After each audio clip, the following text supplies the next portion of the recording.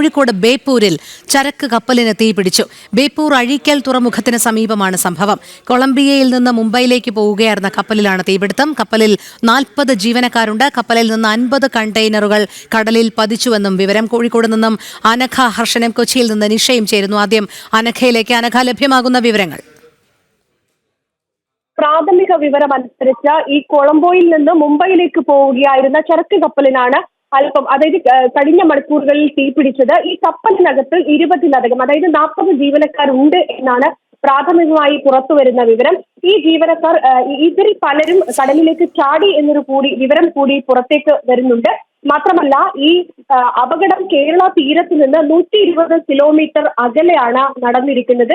മാത്രമല്ല, കപ്പലിനകത്ത് കണ്ടെയ്നറുകളുണ്ട്. ഈ കണ്ടെയ്നറുകളും കടലിൽ പതിച്ചിട്ടുണ്ട് എന്നാണ് ഏറ്റവും ഒടുവിൽ ലഭിക്കുന്ന വിവരം. നമുക്ക് ലഭിച്ച വിവരങ്ങളൊക്കെ തന്നെ പ്രാഥമികമായ വിവരമാണ്. ഏതെങ്കിലും സ്ഥിരീകരിക്കുന്ന തരത്തിലുള്ള വിവരം ലഭിച്ചില്ല. ഏറ്റവും ഒടുവിൽ ഇപ്പോൾ ലഭിക്കുന്ന വിവരം അനുസരിച്ച് കപ്പലിൽ 22 ജീവനക്കാർ ഉണ്ട് എന്നാണ് ലഭിക്കുന്ന വിവരം. അതിൽ 18 ജീവനക്കാർ ഈ കടലിലേക്ക് ചാടി എന്നൊരു വിവരം കൂടി ഏറ്റവും ഒടുവിൽ ലഭിക്കുന്നുണ്ട്. മറ്റു കാര്യങ്ങളെ കുറിച്ചൊന്നും തന്നെ കൃത്യമായൊരു വിവരം വ്യക്തതയില്ല.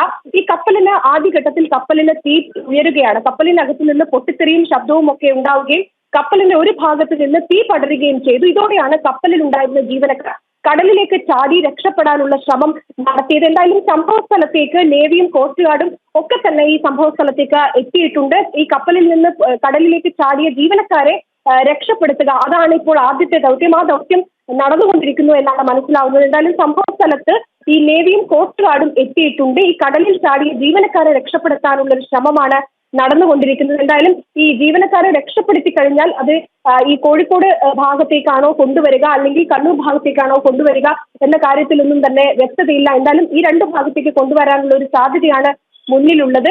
മാത്രമല്ല, ഈ കപ്പലിനകത്തുള്ള കണ്ടെയ്നറുകളൊക്കെ തന്നെ കടലിൽ പതിച്ചിട്ടുണ്ട് എന്നൊരു വിവരം കൂടി പുറത്തു വരുന്നുണ്ട്.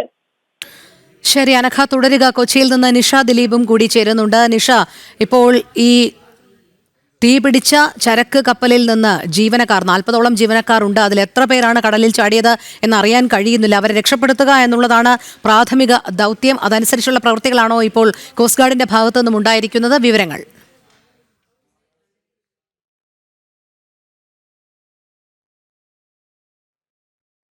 അനഘയിലേക്ക്. അനഘ, എന്തുകൊണ്ടാണ് ഇങ്ങനെ ഒരു അപകടം ഉണ്ടായത് എന്നത് സംബന്ധിച്ചുള്ള ഒരു നിഗമനത്തിലേക്ക് എത്തിച്ചേരാൻ ഈ ആദ്യ മണിക്കൂറുകളിൽ കഴിയുന്നുണ്ടോ? തീർച്ചയായും ഇത് എന്താണ് സംഭവം, അതായത് ഉൾക്കടലിൽ നടന്നൊരു സംഭവമാണ്. ഇതിനുമായി ബന്ധപ്പെട്ട വ്യക്തത പുറത്തേക്ക് വരുന്നേയുള്ളൂ. ഈ സംഭവം നടന്ന ആദ്യ മണിക്കൂറുകളാണ് നമുക്ക് മുന്നിലുള്ളത്. അതായത് ഈ കപ്പൽ കൊളംബോയിൽ നിന്ന് മുംബൈയിലുള്ള തുറമുഖത്തേക്ക് പോവുകയായിരുന്ന ചരക്ക് കപ്പലാണ്. ഈ ചരക്ക് കപ്പലിനകത്ത് കണ്ടെയ്നറുകളുണ്ട്. ഈ കണ്ടെയ്നറിനകത്ത് എന്താണ് ഉള്ളത് എന്ന കാര്യത്തിലടക്കം വ്യക്തതയില്ല.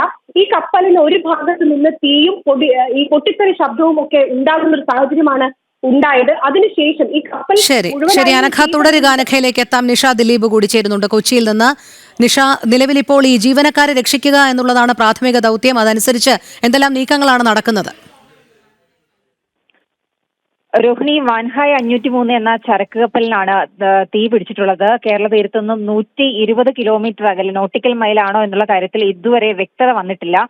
നേവിയും കോസ്റ്റ് ഗാർഡും സംഭവ സ്ഥലത്തേക്ക് പോയിട്ടുണ്ട്. കപ്പലിൽ ഉള്ള ജീവനക്കാരെ സംബന്ധിച്ചും കൃത്യത വന്നിട്ടില്ല. 40 ജീവനക്കാരാണ് കപ്പലിൽ ഉണ്ടായിരുന്നതെന്ന് പറയുന്നുണ്ട്. എന്തായാലും 18 പേരോളം ജീവനക്കാർ കടലിലേക്ക് ചാടിയിട്ടുണ്ട് എന്നും അറിയാൻ കഴിയുന്നുണ്ട്. കോസ്റ്റ് ഗാർഡും നേവിയും ദൗത്യത്തിനായി ഈ സംഭവ സ്ഥലത്തേക്ക് പുറപ്പെട്ടിട്ടുണ്ട്. മുംബൈയിലെ ജവഹർലാൽ നെഹ്റു തുറമുഖത്തേക്ക് പോവുകയായിരുന്നു കപ്പൽ. സിംഗപ്പൂർ കപ്പലാണ് എന്നാണ് ലഭിക്കുന്ന സൂചനകൾ.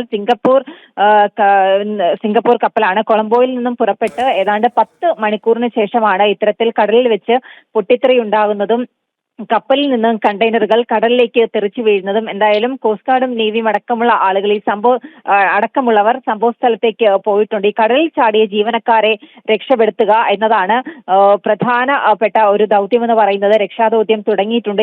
ജീവനക്കാരെ രക്ഷപ്പെടുത്തുന്നതിനൊപ്പം പൊള്ളലേറ്റ ജീവനക്കാരെ എത്രയും പെട്ടെന്ന് നേവിയുടെ ആശുപത്രിയിലേക്ക് എത്തിച്ച് അവർക്ക് പ്രാഥമിക ശുശ്രൂഷ നൽകുക എന്നതാണ് ഇപ്പോൾ മുന്നിലുള്ള ഏറ്റവും വലിയ ഒരു ദൗത്യം എന്ന് പറയുന്നത്. എന്തായാലും നേവിയും കോസ്റ്റ് ഗാർഡും സംഭവ സ്ഥലത്ത് എത്തിയിട്ടുണ്ട്. എത്രയും പെട്ടെന്ന് ഈ കടലിലേക്ക് വീണ ജീവനക്കാരെ, കപ്പലിൽ നിന്നും കടലിലേക്ക് വീണ ജീവനക്കാരെ കരയ്ക്ക് എത്രയും പെട്ടെന്ന് തന്നെ കരയ്ക്ക് എത്തിച്ച് അവർക്ക് പ്രാഥമിക ചികിത്സ നൽകുക എന്ന ഒരു കാര്യത്തിനാണ് ഇപ്പോൾ മുൻഗണനയുള്ളത്. ഒപ്പം തന്നെ 22 ജീവനക്കാരോളം ഈ കപ്പലിലുണ്ടായിരുന്നു. കൂടാതെ ഈ കപ്പലിലുണ്ടായിരുന്ന 40ഓളം ജീവനക്കാർ കപ്പലിലുണ്ടായിരുന്നു എന്ന് പറയപ്പെടുന്നുണ്ട്. ഇതൊക്കെ പ്രാഥമിക വിവരങ്ങളാണ്. ഇവരിൽ 18ഓളം പേർ കടലിലേക്ക് ചാടിയിട്ടുണ്ട്. ഇവർക്ക് പ്രാഥമിക ശുശ്രൂഷ നൽകണം. ഒപ്പം തന്നെ കടലിലേക്ക് കണ്ടെയ്നറുകൾ വീണിട്ടുണ്ട്. ഇവയെക്കുറിച്ചുള്ള ഇവയെ ഏതെങ്കിലും രീതിയിൽ കരയ്ക്ക് എത്തിക്കാൻ കഴിയുമോ എന്ന് നോക്കണം. ഒപ്പം തന്നെ കപ്പലിന്റെ കേടുപാടുകൾ, അതിലുണ്ടായിരുന്ന ചരക്ക്, ഒപ്പം തന്നെ ഈ ജീവനക്കാർ, അവരുടെയൊക്കെ കൃത്യമായ വിവരങ്ങൾ ശേഖരിക്കേണ്ടതുണ്ട്. അതിനുശേഷമായിരിക്കും കൂടുതൽ രക്ഷാദൌത്യത്തിലേക്കൊക്കെ പോകാൻ സാധിക്കുക. എന്തായാലും വലിയ ഒരു പൊട്ടിത്തെറി, കടലിൽ വലിയ പൊട്ടിത്തെറി ഉണ്ടായിരിക്കുന്നു. ഈ പരിക്കേറ്റവരെ കേരള തീരത്ത് എത്തിച്ചേക്കുമെന്നും അറിയാൻ കഴിയുന്നുണ്ട്. അത് കൊച്ചിയിലേക്കാണോ ഒപ്പം കോഴിക്കോടാണോ എന്ന കാര്യത്തിൽ ഇതുവരെ വ്യക്തത വന്നിട്ടില്ല. 50 കണ്ടെയ്നറുകളാണ് കടലിൽ വീണതായിട്ട് വിവരങ്ങൾ ലഭിക്കുന്നത്. കപ്പലുകളും വിമാനങ്ങളും അടക്കം രക്ഷാദൌത്യത്തിനായി എത്തിയിട്ടുണ്ട്. എന്തായാലും ബേപ്പൂർ അഴീക്കൽ തീരത്തിന് സമീപം ആണ് ഈ അപകടം ഉണ്ടായിരിക്കുന്നത്. 40ഓളം ജീവനക്കാരാണ് ശരി, നിഷ തുടരുക. അനഘയിലേക്ക് കൂടി പോവുകയാണ്. അനഘ, നിലവിലിപ്പോൾ കേരള തീരത്ത് സംഭവിക്കുന്ന ഒരു രണ്ടാമത്തെ ചരക്ക് കപ്പൽ അപകടമാണ്. വലിയ രീതിയിലുള്ള ആശങ്ക ഈ തുടരെയുള്ള വാർത്തകളിൽ നിന്ന് ഉണ്ടാകുന്നുണ്ട്. എന്തായാലും ഇതിന്റെ കാരണം എന്താണ് എന്ന് കണ്ടുപിടിക്കേണ്ടിയിരിക്കുന്നു. പക്ഷേ പ്രഥമ പരിഗണന എന്ന് പറയുന്നത് ഈ ജീവനക്കാരെ രക്ഷിക്കുക എന്നുള്ളതാണ്. അതോടൊപ്പം ഈ കടലിൽ പതിച്ച കണ്ടെയ്നറുകളെ കരയ്ക്ക് അടുപ്പിക്കുക എന്നുള്ളതും ഒരു വലിയ ദൗത്യം തന്നെയാണ്. അതിനായുള്ള നീക്കങ്ങൾ അത് കോഴിക്കോട് തീരം കേന്ദ്രീകരിച്ചാണോ നടക്കുന്നത്? അതുമായി ബന്ധപ്പെട്ട ഏതെങ്കിലും രീതിയിൽ വിവരങ്ങൾ ലഭ്യമാകുന്നുണ്ടോ? നിലവിൽ ഈ രക്ഷാദൗത്യം, ഈ കപ്പലിൽ നിന്ന് കടലിലേക്ക് ചാടി രക്ഷപ്പെടാൻ ശ്രമിച്ച ആ ജീവനക്കാരെ രക്ഷപ്പെടുത്തുക എന്നത് തന്നെയാണ് ആദ്യം മുന്നിലുള്ള ദൗത്യം. അതിനായി ഇപ്പോൾ നേവി കൂടി സംഭവ സ്ഥലത്തേക്ക് എത്തിയിട്ടുണ്ട്. ഈ കടലിൽ ചാടിയ ജീവനക്കാരെ ഏതെങ്കിലും തരത്തിൽ എയർലിഫ്റ്റ് ചെയ്ത് ഉടൻ തന്നെ അവർക്ക് വേണ്ട വൈദ്യസഹായം എത്തിക്കുക, അതിനാണ് പ്രഥമ പരിഗണന നൽകുന്നത്. അതിനായിട്ടുള്ള നീക്കമാണ് ഇപ്പോൾ അധികൃതരുടെ ഭാഗത്തു നിന്ന് ഉണ്ടാകുന്നത് എന്നതാണ്. എന്തായാലും ഈ അപകടത്തിൽപ്പെട്ടിരിക്കുന്ന കപ്പൽ അത് സിംഗപ്പൂർ കപ്പലാണ് എന്ന വിവരമാണ് ഏറ്റവും ഒടുവിൽ പുറത്തു വരുന്നത്. ഈ നേവിയും കോസ്റ്റ് ഗാർഡും അടക്കമുള്ളവർ ഈ സംഭവ സ്ഥലത്തേക്ക് എത്തിയിട്ടുണ്ട്. എന്തായാലും ഈ കപ്പലിൽ 22 ജീവനക്കാരുണ്ട് എന്ന വിവരമാണ് പുറത്തു വരുന്നത്.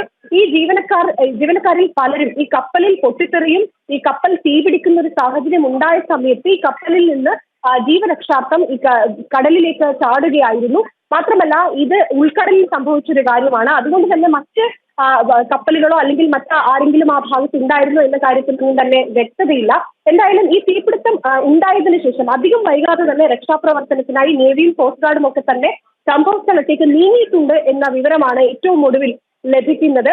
ഇതിൽ ആദ്യം ഏറ്റവും നേരത്തെ സൂചിപ്പിച്ചതുപോലെ തന്നെ പ്രഥമ പരിഗണന നൽകുന്നത് ഈ കപ്പലിൽ നിന്ന് ജീവരക്ഷാർത്ഥം ചാടിയ ഈ കപ്പലിലെ ജീവനക്കാരെ രക്ഷിക്കാനുള്ളൊരു ദൗത്യമായിരിക്കും ആദ്യം നടത്തുക. അതിനുശേഷമായിരിക്കും ഈ കപ്പലിൽ കണ്ടെയ്നറുകൾ ഉണ്ടായിരുന്നു. അതായത് നിരവധി 10ലധികം കണ്ടെയ്നറുകൾ ഈ കപ്പലിൽ ഉണ്ടായിരുന്നു. ഈ കപ്പലിൽ ഉണ്ടായിരുന്ന കണ്ടെയ്നറുകളൊക്കെ തന്നെ ഈ കടലിലേക്ക് പതിക്കുന്ന ഒരു സാഹചര്യം ഉണ്ടായിട്ടുണ്ട്.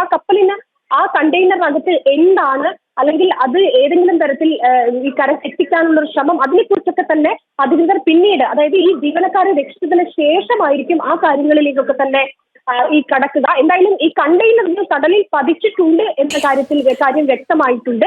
ഈ കപ്പലിൽ 20ലധികം ജീവനക്കാരുണ്ട് എന്നതും വ്യക്തമാണ്. പക്ഷെ ഈ സമയത്ത് ഈ കപ്പലിൽ തീപിടിച്ച സമയത്ത് ഈ കപ്പലിൽ ഉണ്ടായിരുന്ന ചില ജീവനക്കാർക്ക് പൊള്ളലേറ്റിട്ടുണ്ട് എന്നു കൂടിയുള്ള വിവരമാണ് ഏറ്റവും ഒടുവിൽ നമുക്ക് ബന്ധപ്പെട്ട അധികൃതരിൽ നിന്ന് മനസ്സിലാക്കാൻ സാധിക്കുന്നത്. അതായത് കപ്പലിൽ പൊട്ടിത്തെറിയും തീപിടുത്തവും ഉണ്ടായ സമയത്താണ് ഈ കപ്പലിൽ ഉണ്ടായിരുന്ന ജീവനക്കാർ കടലിലേക്ക് ജീവരക്ഷാസ്ത്രം എടുത്ത് ചാടിയത്. ഈ സമയത്ത് കപ്പലിൽ ഉണ്ടായിരുന്ന മറ്റു ജീവനക്കാർക്ക് പൊള്ളലേറ്റിട്ടുണ്ട് എന്ന വിവരമാണ് ഏറ്റവും ഒടുവിൽ വരുന്നത്. അവർക്ക് ഏത് രീതിയിൽ അവർക്ക് പരിക്ക് പറ്റിയിട്ടുണ്ട്, ഏതെങ്കിലും മറ്റാർക്കെങ്കിലും ഗുരുതരമായ പരിക്ക് പറ്റിയിട്ടുണ്ടോ എന്ന കാര്യത്തിലൊന്നും തന്നെ വ്യക്തതയില്ല. എന്തായാലും ഈ കപ്പലിൽ ഈ കേരള തീരത്ത് നിന്ന് 120 കിലോമീറ്റർ അകലെയാണ് ഈ സംഭവം നടക്കുന്നത്. അനഘ തുടരുക.